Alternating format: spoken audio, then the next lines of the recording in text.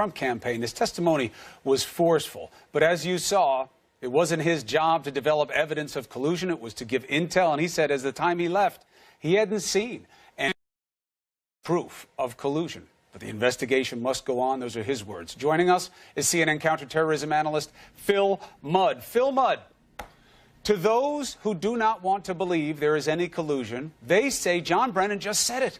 There is no proof. They've been investigating this forever. There are leaks all over the place, and no evidence of actual collusion. This is a hoax. The president's right. Your response? Boy, Chris, it's painful that you're the first person I speak with in the morning, but let me give you a clear picture when you laugh, of the answer to this. I know I encourage him because I think it's funny. But when he turns it on you, then never all of a sudden Mudd will only be on the show after this. Never gonna happen. Chris, let's watch this over the next day or two, because Sean Spicer in the White House have consistently misportrayed what intelligence officials are saying. Let me give you a clear distinction between intelligence and investigations. The intel guys are going to get the intelligence. That is, for example, intercepts of Russian communications showing at most one half of the story, and more than likely significantly less than one half.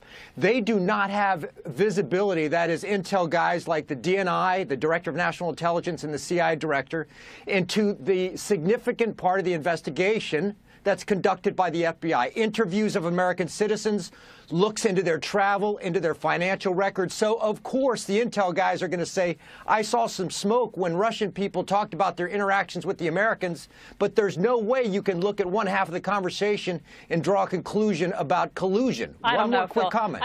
Oh, yeah, absolutely. Yeah, I hear you. I understand exactly what you're saying, and of course you're right. But it ends up just being frustrating to people listening, because it devolves into this debate over semantics, intel versus evidence. And in fact, it got a little heated with Congressman Trey Gowdy. So let me just play this for you, and then you can respond. Watch this. Did you have evidence of a connection between the Trump campaign and Russian state actors? As I said, Mr. Gowdy, I don't do evidence. I appreciate that you don't do evidence, Director Brennan. You and I both know what the word evidence means. It's a really simple question. Did evidence exist of collusion, coordination, conspiracy between the Trump campaign and Russian state actors at the time you learned of 2016 efforts? I encountered and am aware of information and intelligence that revealed contacts and interactions between Russian officials and U.S. persons involved in the Trump campaign. See, Phil, that's what's so frustrating. Did collusion exist? That's the burning question that everybody wants answered. And then Brennan says, well, I know of contacts and communication. Well, Trey Gowdy ought to have his ass kicked. He knows the difference between intelligence and evidence. Let me tell you something, Allison. If you're an American citizen and the National Security Agency collects intelligence, that is, intercepts of Russians who report what you've said, do you think it's fair to go to a court and say that's evidence that you did something wrong? That's why the FBI is going to take a year or more to investigate this, because the American citizens involved in this have a right to have evidence presented in a court beyond a conversation that a Russian official reports. In my world, this distinction is black and white.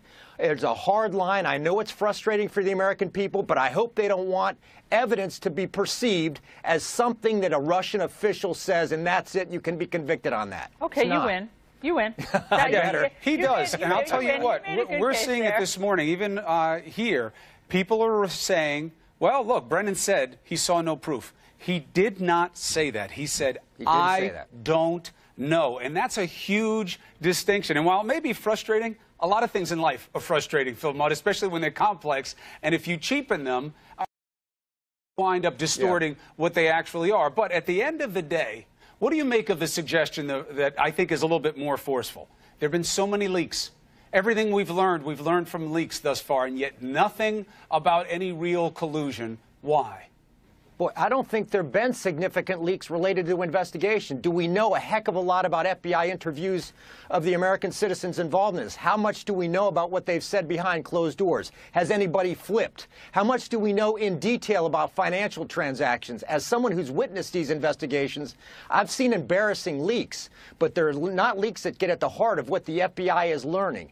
That said, every time I see a door open here, whether it's General Flynn resigning, whether it's the FBI saying that they've opened an investigation, whether it's repeatedly intel officials, including the Director of National Intelligence and the CIA Director, saying that they saw substantial intelligence about contacts between Americans and the Russians, whether it's American officials saying that the President of the United States tried to get them to knock this down, every door that opens closes.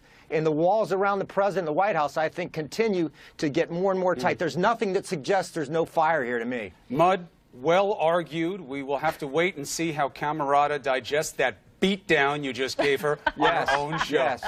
But always polite and doesn't make fun of moi. He certainly didn't say what he said about Trey Gowdy about you. That's for sure. Not publicly. Thank you, Phil Mudd. Thanks. Thanks to you as well, our international viewers. For you, CNN Newsroom is next. For our U.S. viewers, we have new information about the investigation into that mansion. Nunes revealing to the media that the communications of President Donald Trump's associates may have been picked up on surveillance by U.S. intelligence. Congressman Nunes told the president and the press before telling his fellow committee members. So is that congressional investigation now compromised? Let's bring in CNN political commentator and senior writer for The Federalist, Mary Catherine Ham, and Phil Mudd, CNN counterterrorism analyst and former CIA counterterrorism official. Mary Catherine, did Nunes compromise this investigation, and can that committee still do their job? Yeah, I think that remains to be seen. I think it was an unconventional move, whether it was perhaps unconventional because he thought this was a big deal, which it seems like sort of a big deal if the allegations are true. I am interested, are we all flip-flopping again on whether leaks are cool and whether... It's like, it seems like we should have some questions about what this investigation was and why this information was distributed. I think the leak war is actually a really bad way to deal with this. I think the FBI investigation is the proper way to deal with it because it's actually their job to do counterintelligence investigations. But the fact that we've had 6 months of some investigation and perhaps some surveillance of some kind, and we've come up with not a conclusion, I think is not great for democracy. I'm concerned about both sides of the story, the Russia part and the leaking part. So, Phil, how should Congressman Nunes have handled this if he had some special information that he thought should be shared with the president? This is pretty straightforward. Let's step back for a moment and take names out of it. The legislative branch of this government, in our system of checks and balances that protects all of us, is having an investigation of the executive branch. We know the executive branch, in this case, some people affiliated with the White House, are under not just an investigation, but an FBI criminal investigation. The legislative branch should speak about that in silence. And in this case, we have somebody from that oversight committee going directly to the target of the investigation. Can I tell you what's going to happen next time an FBI person goes behind closed doors and talks to that committee? If I were that FBI person and I talked to dozens of closed committees, I'd say, how soon are you going to run down the street and reveal to the people we're investigating the secrets I just told you? This doesn't make sense to me, Allison. So, Mary Catherine, I mean, there you have it. That Phil Mudd is, along with Senator John McCain and others, say it is compromised beyond repair. They cannot independently investigate this anymore when it appears that Nunes is on the side of the president. Look, I think it's a problem for him. I also think that other things are problems. Like that, I don't understand why we can't have both of these conversations. And the fact that we are dismissing the idea that there were these discussions disseminated throughout the intelligence community. The other thing, there were two debunkings in the Comey discussion the other day. One of the wiretapping allegations, which he said there were no evidence for. Right. The other was of the media, where he said a lot of these leaks, and he also said something that suggested perhaps some of the leaks didn't even exist, were, quote, dead wrongs. There are two parts of this story, both Nunez's and the Russia. So let's break it down leaking. for a second, just so that we understand this, because I don't know that Comey was incorrect.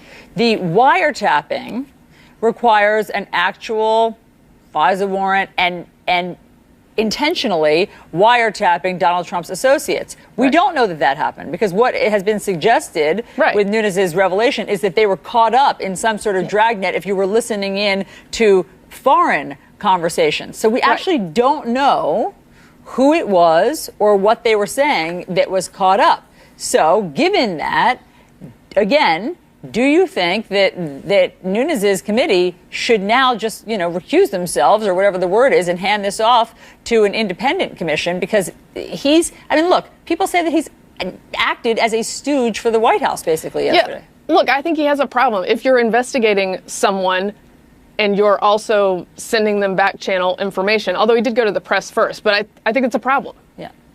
Phil. He went to the press first. I mean, we have occasional humor in the national security business. Republicans are complaining about leaks. And when someone sees highly classified information, instead of discussing it in the committee, he runs to the press before talking to his partner on the committee. And you want to complain to me about leaks? 6:58 a.m.? You got to be kidding me. This is the funniest moment I'll have all day. What time am I allowed to complain about leaks that are illegal? 7:01. Okay, well, let's get there. We've got 2 minutes, and I will get back to you. I can about wait. That. Look, I think we have. Wait, hold on. Can I say we give the federal government incredible power to surveil so that they can do things responsibly, and with great power, as we know, comes great responsibility. And so when all of this is distributed in an improper manner, it does make people wonder, wait, what are these powers that they have, and are they using them well? And I want to believe that they are. So dealing with the leaking part is part of this discussion. That's not a fact. You suggested this information was widely disseminated. Hold on there, disseminated. Catherine. What's not a fact, Phil? You suggest this information was A, widely distributed across government, not a fact. B, that it was distributed inappropriately, not a fact. It was leaked. That's illegal. That does not suggest it was collected illegally, distributed widely, or distributed inappropriately. I don't think it was collected illegally, and I never alleged that, and Nunes never alleged that. Excuse me? But it is.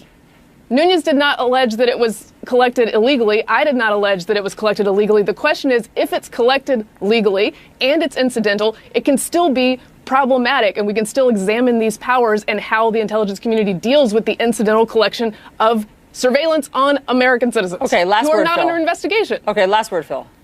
Smokescreen. We have a conversation about the violation of the integrity of American elections by the Russians, an adversary, and what do people who don't want that investigation to proceed say? We got to discuss leaks that have existed since the beginning of this country. Excuse me, the Russians interfering in elections is historic. The leaks is a federal violation for which somebody should be thrown in jail. Okay. I agree with both of those things, and it's 7:01, so we can talk about the leaks some more when we get off air. Bingo. Mary Catherine, Phil, thank you very much for the debate. And thanks to our international viewers for watching.